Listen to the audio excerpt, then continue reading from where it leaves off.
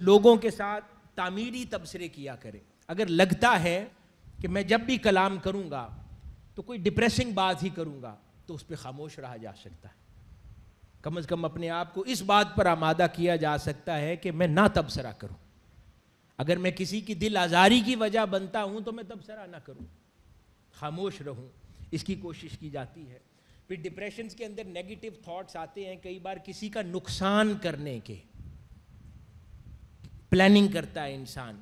کبھی کسی کو خوش دیکھتا ہے تو کہتا ہے کہ یہ خوش کیوں ہے، اس کو وہ برا لگتا ہے، نیگیٹو مائنڈ ورک کرتا ہے، کوئی اس کو بری کام کی طرف آمادہ کرتا ہے۔ تو ایسی صورتحال کے اندر سجیسٹڈ ہے کہ پھر جلوت سے تنہائی کی طرف ہو جائے۔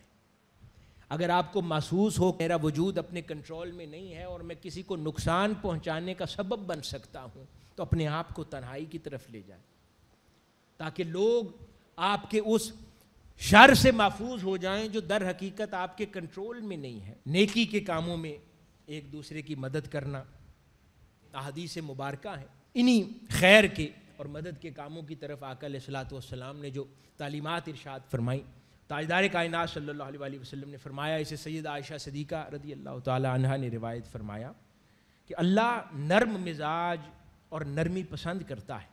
اللہ نرمی پر وہ کچھ عطا کرتا ہے جو سختی پر عطا نہیں کرتا، اور وہ اس طرح کسی اور چیز پر عطا نہیں کرتا۔